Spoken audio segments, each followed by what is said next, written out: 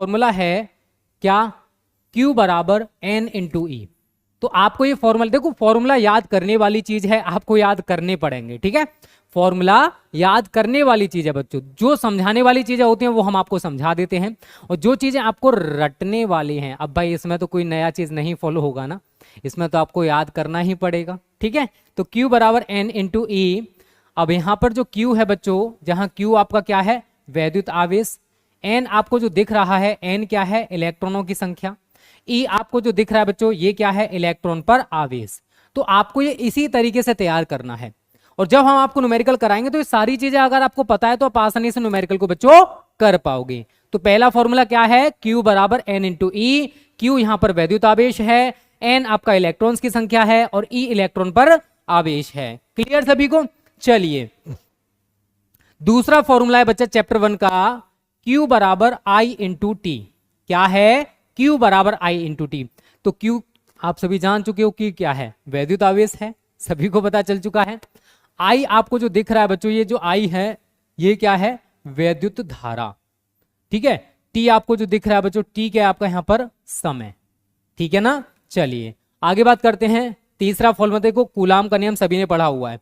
दो स्थिर बिंदु आवेशों के बीच लगने वाला वैद्युत बल उन आवेशों के परिमाणों के गुणनफल के अनुक्रमानुपाती तथा उनके बीच की दूरी के वर्ग के व्युत्क्रमानुपाती होता है। ये मैं आप सभी को पढ़ा चुका हूं, और हमारा ये वाला फॉर्मूला निकल के आता है F is equal to 9 into 10⁹ Q1 into Q2 upon R square.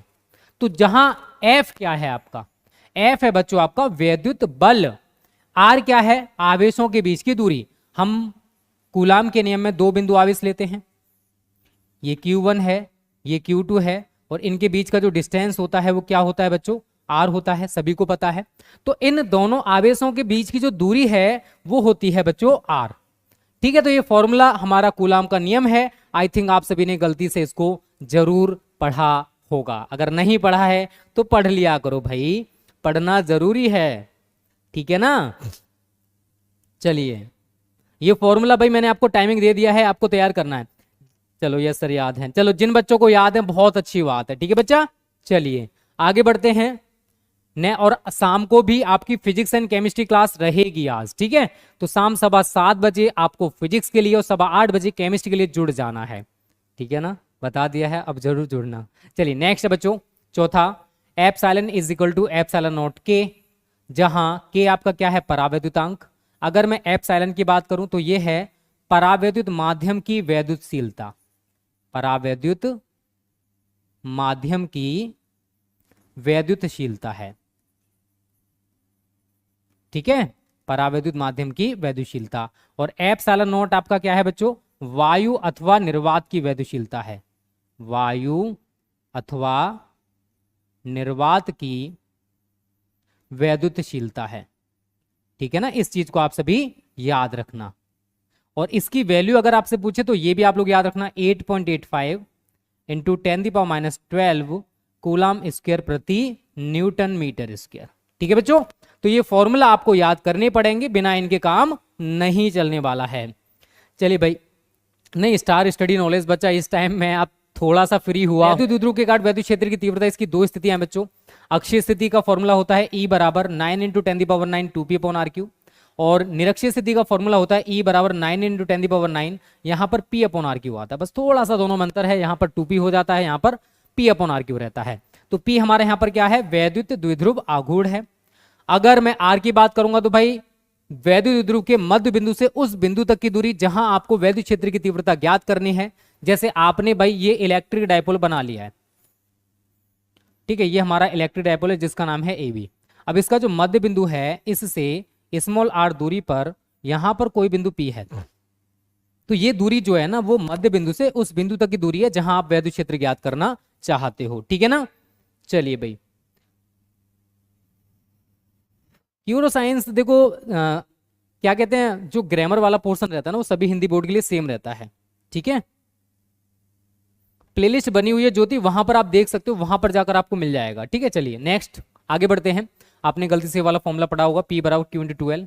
तो P आपने जान ही लिया भाई क्या है, वैद्युत द्विध्रुव आघूर्ण है, वैद्युत द्विध्रुव आघूर्ण, अब देखो डेफिनेशन आपने अगर इसकी पढ़ रखी तो बहुत अच्छी बात है। वैद्युत द्विध्रुव में किसी एक आवेश का परिमाण तथा दोनों आवेशों के बीच की दूरी के गुणनफल को वैद्युत द्विध्रुव आघूर्ण या इलेक्ट्रिक डाइपोल मूवमेंट कहते हैं। इसमें आपको रटना नहीं है, केवल समझना है। चलिए नेक्स्ट है बच्चों 8वां formula, tau is equal to pi sine theta. Tau क्या है आपका यहाँ पर बल युग्म का आघूर्ण है। ई आपका यहाँ पर क्या है वैद्युत क्षेत्र की तीव्रता है। टाउ क्या है बल युग्म का आघूर्ण, ई क्या है वैद्युत क्षेत्र की तीव्रता। ठीक है बच्चों। नेक्स्ट है 9वां, tau max is equal to pi. अगर आपने थीटा का मान 90 डिग्री लगा दिया, उस कंडीशन में टाउ का जो मान है वो मैक्सिमम होता है और ये हो जाता है tau max is equal to PE. क्योंकि पीई साइन थीटा आप करोगे, साइन थीटा थीटा के 90 लगाओगे और साइन 90 का मान बच्चों आप सभी को पता होना चाहिए कितना होता है 1। इस तरीके से जो हमारा फॉर्मूला रह जाता है वो रह जाता है tau max is equal to PE. तो टाउ मैक्स अगर आपसे कोई पूछे तो टाउ मैक्स आपका है अधिकतम बल आघूर्ण। क्या है बच्चों अधिकतम बल आघूर्ण। तो ये फॉर्मूला याद हो रहे हैं ना। अगर आपने ये फॉर्मूला याद कर लिए तो आपको न्यूमेरिकल्स में दिक्कत नहीं होने वाला है। चलिए नेक्स्ट है बच्चों phi E is equal to E A cos theta. तो फाई ई हमारे यहाँ पर वैद्युत फ्लक्स है, ई हमारा वैद्युत क्षेत्र की तीव्रता है, ए की अगर मैं बात करूंगा तो एरिया या क्षेत्रफल होता है। ठीक है ना। स्क्रीनशॉट लेते जाना। अगर आपने रैंकर बैच ज्वाइन कर रखा है तो आपको स्क्रीनशॉट लेने की जरूरत नहीं है, क्योंकि ये रैंकर बैच में हम प्रोवाइड कर देंगे आज ही, अभी जैसे सेशन खत्म होगा उसके बाद। और अगर नहीं ज्वाइन किया तो आप स्क्रीनशॉट लेके काम चला सकते हो, फिर उनको लिखते डोलना भाई। गॉस की में फाई ई बराबर होता है फॉर्मूला गॉस की में क्यू अपॉन एप्सिलॉन नॉट। तो क्यू हमारा क्या है वैद्युत आवेश है, एप्सिलॉन नॉट आपको पता है वायु अथवा निर्वात की वैद्युतशीलता है। फाई ई अभी हमने कुछ देर पहले ही आपको बताया है बच्चों क्या है वैद्युत फ्लक्स। ठीक है कोई बात नहीं, स्वतंत्र दोबारा से पढ़ लो, फॉर्मूला में क्या रखा है भाई, दोबारा पढ़ लोगे तो कोई नुकसान हो जाएगा क्या, नहीं होने वाला है ना, तो पढ़ लो भाई। चलिए आगे बढ़ते हैं बच्चों। 12वां है लैम्डा बराबर क्यू अपॉन एल, जहां लैम्डा आपका क्या है रेखीय आवेश घनत्व, क्यू आपको पता है आवेश है और एल अगर आप नहीं जानते हो तो बच्चों एल हमारा यहाँ पर लेंथ या फिर लंबाई के लिए यूज किया जा रहा है। चलिए नेक्स्ट है बच्चों 13 rho is equal to Q upon V, जहां रो क्या है आवेश का आयतन घनत्व, वी अगर आप जानते हो तो अच्छी बात है, नहीं जानते हो तो मैंने बता दिया आयतन, क्यू बच्चों हमारा क्या है वैद्युत आवेश। ठीक है उसके बाद E बराबर 9 into 10⁹ 2 lambda upon R. Lambda रेखीय आवेश घनत्व है, अभी हमने कुछ देर पहले बताया। E वैद्युत क्षेत्र की तीव्रता है और R आपको पता है यार दूरी होती है। ठीक है ना, इसमें आपको दिक्कत मेरे अकॉर्डिंग नहीं होना चाहिए। ठीक है चलिए देखो आवेशित गोलीय कोष के कारण वैद्युत क्षेत्र की तीव्रता, इसकी 3 कंडीशंस मैंने आपको कराई थी और तीनों के लिए मैंने अलग अलग फॉर्मूले भी बताए थे। अगर आप बाह्य बिंदु पर बात कर रहे हो तो बाह्य बिंदु पर E बराबर होता है 9 into 10⁹ Q upon R square. अगर आप गोलीय कोष के पृष्ठ पर बात कर रहे हो तो फॉर्मूला होता है E बराबर 9 into 10⁹ Q upon R square. अगर आप कोष के अंदर बात कर रहे हो तो वैद्युत क्षेत्र आपका 0 होता है। ये आप सभी को बच्चों याद रखना है। ठीक है ना। बेटा स्टार स्टडी नॉलेज सुबह में टाइम नहीं होता, देखो हमने जो टाइमिंग आपको दे रखा है उसी टाइम पर वो टीचर्स फ्री होते हैं, तो ट्राई टू अंडरस्टैंड जो टाइमिंग दे रखा है वो फिक्स है और अच्छा टाइम है। इवनिंग टाइम बेस्ट टाइम होता है फॉर कोचिंग्स। ठीक है तो वही टाइम हमने आप सभी के लिए रखा हुआ है। इंग्लिश का क्लास एक चल जाता है सुबह और टाइम हमें सारी जितनी भी क्लासेस है बच्चों इवनिंग में चलती हैं। ठीक है ना। चलिए नेक्स्ट है बच्चों 16 क्यू ई बराबर एम जी, जहां एम क्या है आपका द्रव्यमान है, जी आपका गुरुत्व है, क्यू और ई के बारे में आप लोग जानते ही हो। ठीक है चलिए ये फॉर्मूला आप सभी याद कर लेना। और भी कुछ फॉर्मूला जैसे मैंने आपको बताया था ई बराबर सिग्मा अपॉन एप्सिलॉन नॉट, आप ये तैयार कर सकते हो, सिग्मा बराबर क्यू अपॉन ए। ठीक है ना। अदरवाइज जितने फॉर्मूला मैंने बताए हैं उनको तैयार कर लो, उनके ऊपर ही आपको सारे न्यूमेरिकल्स देखने को मिल जाएंगे। ठीक है ना बच्चों, इतने याद है ना सभी को, इतने तो भाई याद कर लेना कम से कम, बिना इनके काम नहीं चलने वाला है। चलिए आगे बच्चा ये चैप्टर नंबर 2 यहां से स्टार्ट हो जाता है, स्थिर वैद्युत विभव तथा धारिता वाला। तो V बराबर W अपॉन क्यू या W अपॉन क्यू नॉट। देखो सबसे ज्यादा जो फॉर्मूला है ना वो 3rd चैप्टर में है इलेक्ट्रिक करंट वाले में, और आप सभी ने इसकी डेफिनेशन भी पढ़ी है कि एकांक परीक्षण आवेश को अनंत से वैद्युत क्षेत्र में किसी बिंदु तक लाने में जितना कार्य करना पड़ता है उसे उस बिंदु पर हम लोग वैद्युत विभव कहते हैं। आई थिंक आपको पता होगा, गलती से अगर नहीं पता है तो मैंने आपको बता दिया है। तो V यहाँ पर क्या है आपका वैद्युत विभव है, W आपका क्या है यहाँ पर कार्य है, और Q हमारे यहाँ पर क्या है बच्चों, वैद्युत आवेश है। क्या है, वैद्युत आवेश। ठीक है ना। चलिए नेक्स्ट है बच्चों, अब वैद्युत विभवांतर के बारे में भी आपने थोड़ा बहुत पढ़ा होगा। ठीक है, मैं आपको पढ़ा भी चुका हूं। तो यहाँ फॉर्मूला याद रखना, VA माइनस VB बराबर W/Q। और यहाँ BA माइनस BB क्या है, वैद्युत विभवांतर है। और ये कंडीशन भी मैंने आपको बताई थी कि आपके पास दो बिंदु दे रखे हैं A और B। अगर आप आवेश को B से A तक लेकर आ रहे हो तो कंडीशन बनती है VA माइनस VB वाली। और अगर आवेश को आप A से B तक लेकर जा रहे हो तो कंडीशन बनेगी आपकी VB माइनस VA वाली। बस इन दो छोटी छोटी चीजों को भी आप न्यूमेरिकल्स की दृष्टि से बच्चों याद रखना। ठीक है ना। याद कर लोगे सभी, यस और नो, बताइए जल्दी से, याद कर लोगे ना इन फॉर्मूलाज को भाई। चलो फर्स्ट चैप्टर का याद है, बहुत अच्छी बात है। अभी सेकंड चैप्टर के फॉर्मूला हमारे चल रहे हैं बच्चा। लाइक और शेयर करते रहो, ज्यादा से ज्यादा बच्चों को भाई बताओ। ठीक है ना, जिससे कि ज्यादा से ज्यादा बच्चे फ्री ऑफ कॉस्ट एजुकेशन का फायदा ले सकें। अभी कितने कम बच्चे लाए हैं बताइए, इतने कम बच्चे, अब क्या बोलूं मैं तुम लोगों से, छोड़ो यार। चलो नहीं, लालमोहन टाइमिंग वही है, सुन लो। अभी अभी 7:15 बजे आपका फिजिक्स का क्लास है रेगुलर, आज भी चलेगा 7:15 बजे। और 7:15 बजे केमिस्ट्री का है। बट आज जो केमिस्ट्री की क्लास है वो कितने बजे चलेगी, 6 बजे। क्योंकि आज मैथ्स वाले सर की छुट्टी है तो मैं क्लास जल्दी ले लूंगा। ठीक है, 6 बजे आपकी क्लास ले लूंगा। नहीं तो मैं कोशिश करूंगा तो 6 बजे होगी क्लास। अगर मैं थोड़ा बिजी रहा तो 8:15 बजे आपको। इन दोनों टाइमिंग पर आप लोग फ्री रहना। ठीक है ना, 7:15 और 8:15 और 6 बजे। ठीक है ना। चलिए जी सर, यस सर, चलिए बहुत अच्छी बात है भाई।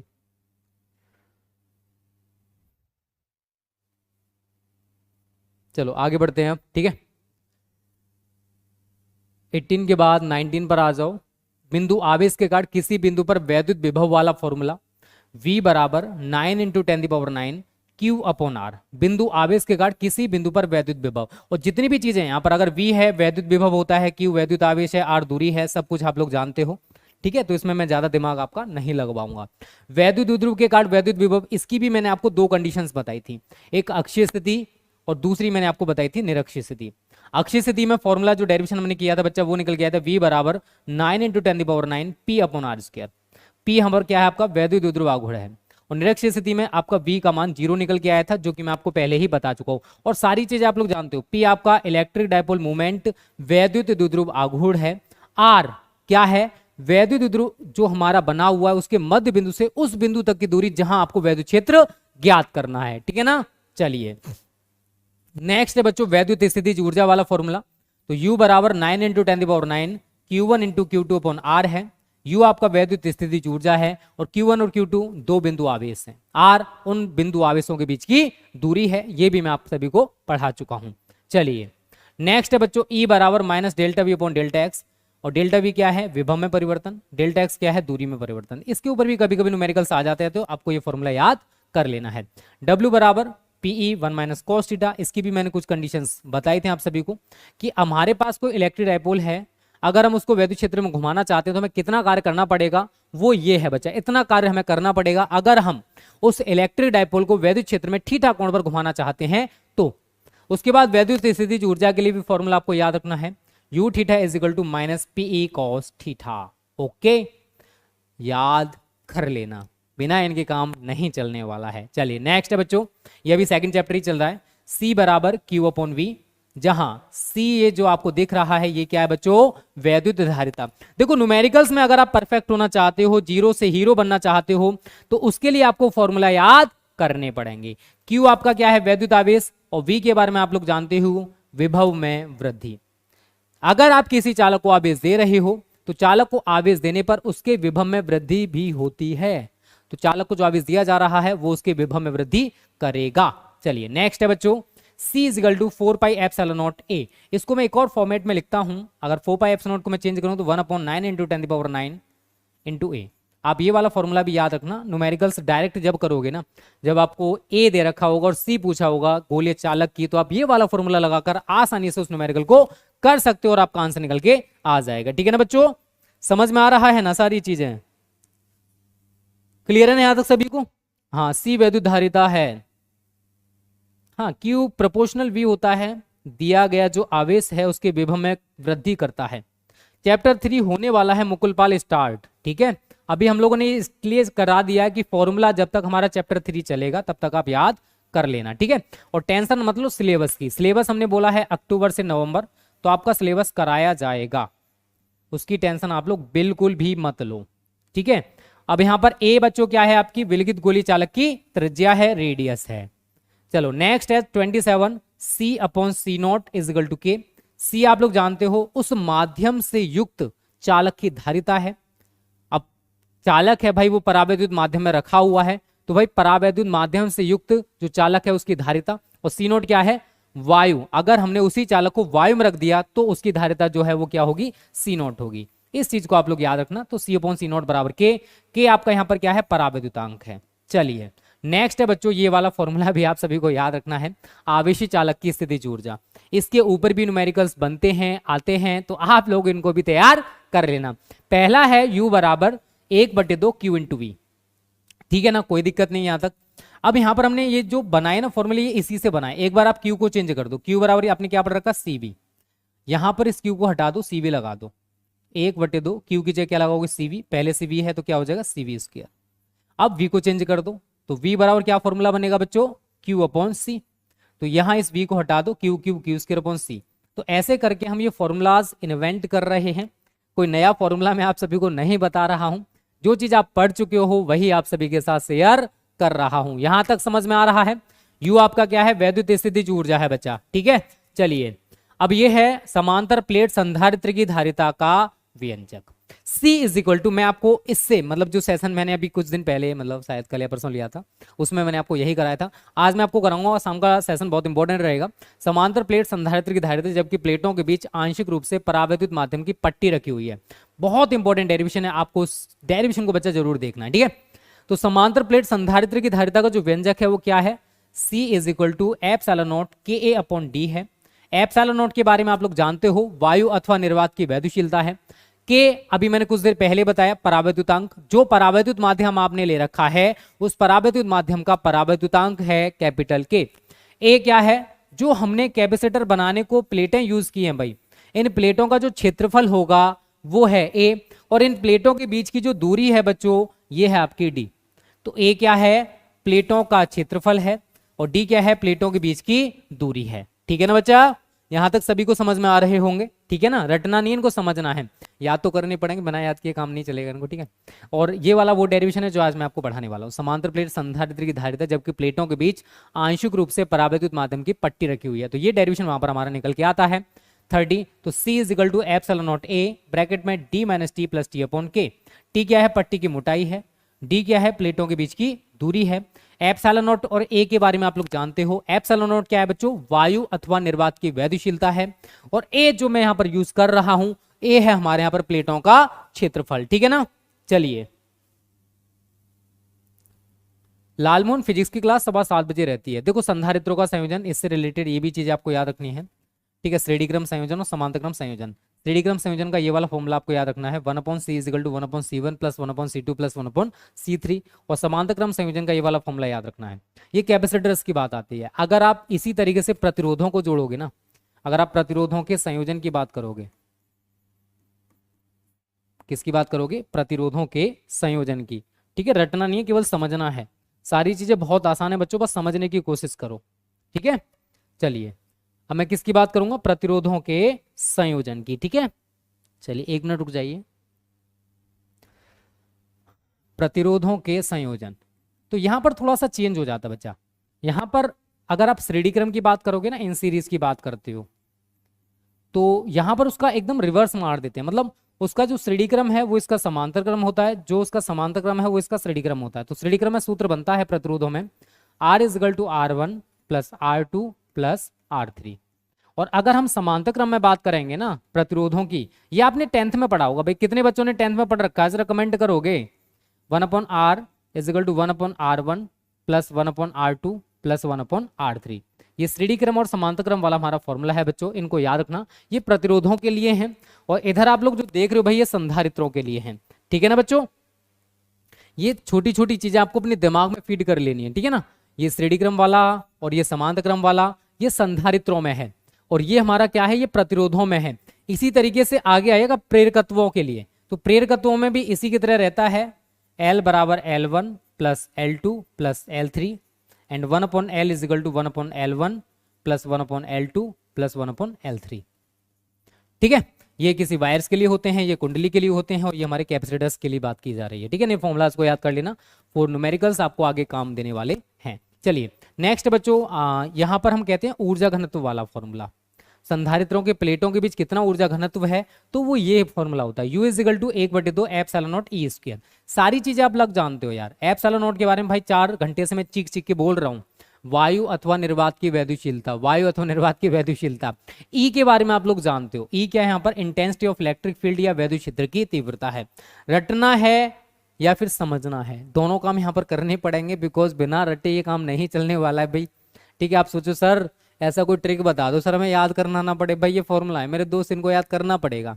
अब मैं आपसे कहूँ कि आपका नाम राधा है, मतलब राधा मोहन जो भी है भाई, तो आपका नाम मुझे याद ही तो करना पड़ेगा, फिर उसको बनाने की कोई ट्रिक बता दोगे नहीं ना। उसी तरीके से ये जो फॉर्मूला है इनको आपको याद करना ही पड़ेगा। अगर आपने अपना कॉन्सेप्ट क्लियर कर रखा है, पढ़ाई वढ़ाई कर रखी है चैप्टर की, तो आपको ये फॉर्मूला खुद से याद हो जाएंगे, आपको कुछ भी करने की जरूरत नहीं पड़ेगी। ठीक है ना, चलिए आगे बात करते हैं बच्चा। नेक्स्ट है 33, यहां से आपका चैप्टर 3 स्टार्ट होता है, वैद्युत धारा वाला, जो कि हम कुछ दिनों में स्टार्ट करने वाले हैं आप सभी के लिए, टेंशन मत लो। इन छुट्टी छुट्टियों में बहुत कुछ कर लेंगे, जून तक टेंशन मत लो, बहुत सारे चैप्टर खत्म हो जाएंगे। ठीक है, और फिजिक्स हमारा वही अक्टूबर नवंबर तक हम लोग खत्म कर लेंगे, जुलाई अगस्त सितंबर अक्टूबर बहुत है भाई, 4 5 महीने बचेंगे जुलाई से भी। ठीक है, चलिए तो आई बराबर क्या है बच्चों, Q/T है। आई क्या है हमारे यहाँ पर, वैद्युत धारा, Q आप लोग जानते हो वैद्युत आवेश, T आप लोग जानते हो समय। कोई नई चीज मैंने आपको बताई? आपको सर पुरानी चीजें हैं सब, तो भाई पुरानी चीजें हैं तो वही तो बता रहा हूँ। चलिए, और जितने बच्चे लाइव हैं लाइक करो, शेयर करो, ज्यादा से ज्यादा बच्चों को लेकर आओ, और चैनल पे नए हो तो एक लाल कलर का बटन आपको दिख रहा होगा, वहां लिखा होगा सब्सक्राइब, भाई उसको दबा देना, जितना प्यार से दबा सको दबा देना, और घंटी भी बजा देना, जिससे आगे आने वाले सभी वीडियोस का नोटिफिकेशन आपको मिलता रहे। ठीक है, यहाँ पर वैद्युत धारा और अनुगमन वेग में संबंध, ठीक है, ये वाला फॉर्मूला भी आप सभी को याद रखना है। तो ये होता है आई बराबर NEAVD, जहाँ VD क्या है बच्चों आपका, VD है आपका अनुगमन वेग, N क्या है प्रति इकाई आयतन में मुक्त इलेक्ट्रॉनों की संख्या है, और E इलेक्ट्रॉन पर आवेश है, A क्षेत्रफल है, और N आप सभी को N के बारे में आपको बता ही चुका हूँ। तो छोटी छोटी चीजें न्यूमेरिकल्स के लिए आपको याद करनी पड़ेंगी बच्चा, क्योंकि बिना इनके न्यूमेरिकल्स आपके समझ में नहीं आएंगे। ठीक है, नेक्स्ट है धारा घनत्व, J बराबर होता है I/A, जहां J आपको जो दिख रहा है, J क्या है बच्चों, धारा घनत्व है, I वैद्युत धारा है, I क्या है आपका वैद्युत धारा, A क्या है आपका क्षेत्रफल। ठीक है ना, रटना पड़ेगा क्या, बोलो सर नहीं, तो नहीं रटना पड़ेगा। ठीक है, चलिए आगे बढ़ते हैं बच्चों। नेक्स्ट है 36, J बराबर NEVD। देखो अभी हम लोगों ने जो फॉर्मूला पढ़ा, I बराबर NEAVD, अगर मैं A को इधर ले आऊं तो ये क्या हो जाएगा, I/A बराबर NEVD। ये जो I/A आपको दिख रहा है इसी को कहते हैं J, तो J बराबर NEVD, ये वाला फॉर्मूला हमारा बन जाता है धारा घनत्व के लिए। तो J तो आपको सभी को पता है धारा घनत्व है, और मैं कहूँ कि सारी चीजें ही आपको पता है।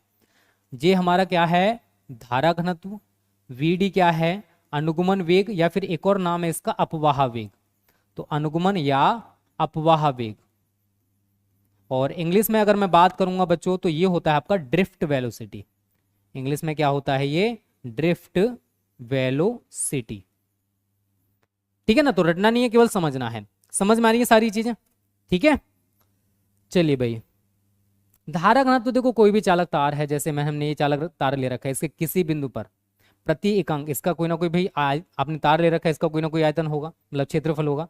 तो किसी चालक तार के प्रति एकांक किसी बिंदु पर, यहां पर आप कोई भी बिंदु ले सकते, किसी बिंदु पर प्रति एकांक क्षेत्रफल से गुजरने वाली धारा को, इस प्रति एकांक क्षेत्रफल से होकर जितनी धारा गुजरेगी उसी को कहा जाता है धारा घनत्व, करंट डेंसिटी उसको कहा जाता है। और ये हम सारी चीजें चैप्टर 3 में डिस्कस करेंगे, बिकॉज अभी जो डिस्कस कर रहा हूं मैं फॉर्मूलाज वो चैप्टर 3 के हैं, जो कि मैं आपको आगे जाके पढ़ाने वाला हूं। चैप्टर 2 यहां तक है भाई, 1 या 2 दिन का सेशन आपका और बचा है, उसके बाद ये एंड हो जाएगा, उसके बाद न्यूमेरिकल्स, उसके बाद न्यू चैप्टर। ठीक है, तो हम सारी चीजों को कवर करके चल रहे हैं मेरे दोस्त, इसलिए थोड़ा सा टाइम लेके जा रहा है चैप्टर। आप चाहो तो मैं जल्दी खत्म करा दूंगा, फिर बीच बीच में सारी चीजें छुड़वा दूंगा, फिर कहोगे सर आप छुड़वा के पढ़ा रहे हो, गलती फिर आप हमारी बताओगे, अपनी नहीं बताओगे सर आपने बोला था जल्दी जल्दी पढ़ाओ। ठीक है, चलिए कोई बात नहीं स्वतंत्र, कोई बात नहीं, फॉर्मूला बस देख लो, अभी आगे जाके समझ में आ जाएंगे, टेंशन मत लो। अभी मैंने आपको सारी चीजें इसलिए लिख रहा हूँ, ठीक है। स्वतंत्र सभी बच्चों से बोलूंगा जिन्होंने चैप्टर 3 अभी मैंने नहीं पढ़ा है, फिर भी आप इन फॉर्मूलाज को देख लो एक बार, प्यार से आपको एक जगह मिल जाएंगे। और जितने रैंकर बैच के बच्चे हैं उनको आज ही पीडीएफ दे दूंगा, तो इन फॉर्मूलाज को तैयार कर लेना, रैंकर बैच वाले बच्चों को बोल रहा हूँ स्पेशली, ठीक है। और अगर आप अभी तक रैंकर बैच ज्वाइन नहीं किए हो तो कर लो बच्चे, इस वीडियो के डिस्क्रिप्शन में आपको पूरी जानकारी दे रखी है कैसे ज्वाइन कर सकते हो, क्योंकि जो कंटेंट आपको रैंकर बैच में मिलेगा उसकी आप कल्पना नहीं कर सकते हो। वो कंटेंट आपको 5 या 6 या 7 हज़ार में मिलने वाला है, वही कंटेंट हम आपको इन प्रेजेंट टाइम 999 रुपये में प्रोवाइड करें पूरे साल के लिए। इसलिए 999 रुपये मत देखो, ये पूरे साल आपको स्टडी कराने वाले हैं, सब कुछ आपको उसी में देना है। ऐसा नहीं कि बाद में आपको एक्स्ट्रा पेमेंट करना पड़ेगा किसी चीज के लिए ना। म्यू बराबर वी डी अपॉन ई, ठीक है। तो म्यू यहाँ पर है बच्चों आपका गतिशीलता, वी डी आपने जान ही लिया अनुगमन वेग या अपवाह वेग, ई आपको पता है वैद्युत क्षेत्र की तीव्रता है। चलो नेक्स्ट है बच्चों वैद्युत चालकता, तो 1 अपॉन वैद्युत प्रतिरोध होता है, ठीक है। और वैद्युत प्रतिरोध आर बराबर M L upon N E square, A tau है, टाउ आपका श्रांतिकाल है, एम द्रव्यमान, एल लंबाई, एन आपको पता है प्रतिंगक आयतन में मुक्त इलेक्ट्रॉन्स की संख्या, ई इलेक्ट्रॉन पर आवेश, ए क्षेत्रफल है।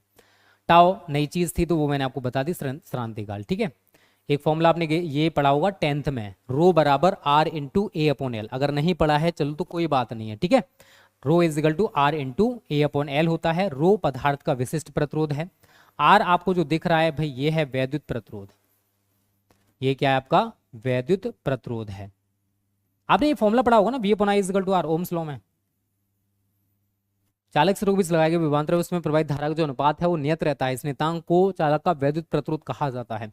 ये कब है, जब चालक की भौतिक अवस्था जैसे टेम्परेचर न बदलें, तो ये ओम का नियम आपने पढ़ा होगा।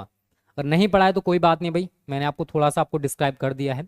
रो बराबर ई अपॉन जे भी होता है, ठीक है। अब आप कहोगे सर रो क्या है यहाँ पर, तो रो है बच्चों विशिष्ट प्रतिरोध, पदार्थ का विशिष्ट प्रतिरोध है। ई देखो सारी चीजें आपको मैं बता चुका हूं। ई हमारा क्या है यहाँ पर, वैद्युत क्षेत्र की तीव्रता है, इंटेंसिटी ऑफ इलेक्ट्रिक फील्ड है, वैद्युत क्षेत्र की तीव्रता।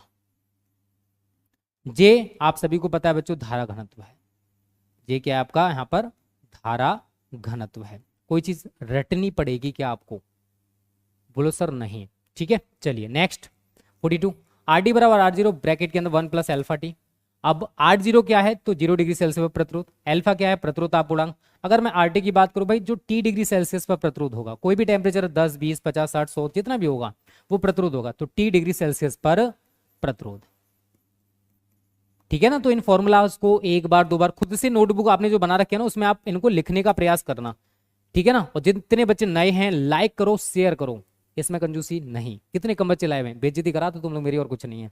रैंकर बैच वाले बच्चे ही लाइव नहीं है इसमें, ज्यादा देखो रैंकर बैच में 100+ बच्चे ऐड हो चुके हैं, बट इसमें देखोगे बहुत कम बच्चे अटेंड कर रहे हैं सेशन को। अपना ही नुकसान करो बेटा, बाद में मत कहना सर आप रेगुलर क्लास नहीं देते हो। इसी का रीजन यही है कि आपको रेगुलर क्लास नहीं मिल पाती है, क्योंकि बच्चे बहुत कम है। अभी वैद्युत ऊर्जा डब्ल्यू बराबर होता है वी आई टी, ये फॉर्मूला आप लोग याद रखना, वी विभवांतर आई धारा टी समय।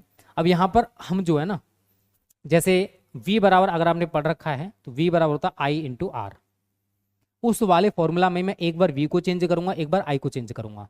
तो w बराबर v की जगह आप i इंटू आर लगा दो, एक i पहले से एक i ये रहा, तो क्या हो जाएगा i स्क्वायर आर टी, दूसरा फॉर्मूला बन गया। एक बार उस वाले फॉर्मूले में i को चेंज कर दो, तो w बराबर v इंटू आई बराबर v अपॉन आर होगा, तो v अपॉन आर और t आपका चल रहा है, तो v square t upon R बन गया नया फॉर्मूला। तो ये नई नई चीजें जो बनती है ना मेरे दोस्त, तो कोई नई चीज ऐसी नहीं बनी, पुराने से ही नया बनता है, ठीक है। कार्य का मात्रक जूल होता है, थिंग आपको पता होगा। इसी तरीके से वैद्युत शक्ति के लिए हमने फॉर्मूला बनाए हैं, P बराबर W अपॉन टी होता है। W के 3 फॉर्मूला आप लोग पढ़े, वी आई टी, तो यहाँ पर T काट दो, बस वी आई रहने दो। इसी तरीके से 3 मतलब 2 नए फॉर्मूले, यहाँ पर क्या रह गया आपका वी आई वाट, यहाँ पर क्या रह जाए P बराबर आई स्क्वायर आर वाट, यहाँ P बराबर V square upon R watt, ठीक है, क्योंकि हमने T से T को काट दिया। चलिए नेक्स्ट है बच्चों प्रतिरोधों का संयोजन, ये मैं आपको सभी को पढ़ा ही चुका हूँ। श्रेणी क्रम संयोजन में ये फॉर्मूला याद रखना, समांतर क्रम संयोजन में ये फॉर्मूला याद रखना, ठीक है ना। चलिए E बराबर W अपॉन क्यू, E क्या है सेल का विद्युत वाहक बल, W क्या है सेल द्वारा दी गई ऊर्जा, सेल द्वारा दी गई ऊर्जा, ठीक है ना। ये भी क्लास 10th का, हाँ वो ये सारी चीजें ना ज्यादातर ये 10th का है, ये भी 10th का है, ये भी 10th का है, ये भी 10th में आपने गलती से पढ़ा होगा, ये थोड़ी, हाँ ये छोटी छोटी चीज़ें शायद, कुछ चीज़ें 10th में पढ़ी होंगी, कुछ नहीं पढ़ी होंगी अमित यादव, ठीक है, बट ज़्यादा चीज़ें हम आपको नहीं, आपको किसी ने पढ़ाया होगा, मैं नहीं पढ़ाया है, ठीक है। अब 47 है बटा बचा v बराबर e माइनस आई आर। अब यहाँ पर e क्या है, i क्या है, तो r आप सभी को पता हो सेल का आंतरिक प्रतिरोध है, v आप लोग जान गए विभवांतर है, e मैंने अभी आपको बताया सेल का विद्युत वाहक बल, सेल का विद्युत वाहक बल, electromotive force of a cell, ठीक है।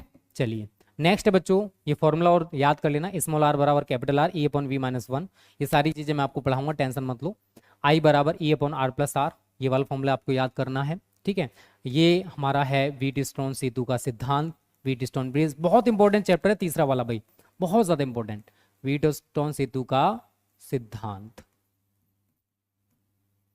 चलिए नेक्स्ट है बच्चों आपका मीटर ब्रिज, S बराबर R 100 minus L upon L. चलिए नेक्स्ट है E बराबर के इंटू एल, जहाँ के आपकी विभव प्रवणता। ये फॉर्मूला आपको ज़्यादा तभी समझ में आएंगे, ये सेलों का विद्युत वाहक बल की जब हम तुलना करते हैं विभव मापी द्वारा, तब हमारा ये वाला फॉर्मूला निकल के आता है E1 अपन E2 बराबर L1 अपन L2। तो विभव मापी द्वारा दो सेलों के विद्युत वाहक बलों की तुलना करना, तब ये वाला एक उपयोग है। एक और उपयोग आपका ये है, सेल के विभव मापी द्वारा, या सॉरी विभव मापी द्वारा सेल का आंतरिक प्रतिरोध ज्ञात करना। तो स्मॉल r बराबर कैपिटल R ब्रैकेट के अंदर L1 पर L2 माइनस वन। तो बच्चों ये हैं चैप्टर 3 तक के कुछ इंपॉर्टेंट फॉर्मूलाज जो आप सभी को याद कर लेने हैं, अपने दिमाग में फीड कर लेने हैं, बिकॉज न्यूमेरिकल्स आपको तभी समझ आएगा जब आपको ये फॉर्मूला तैयार होंगे।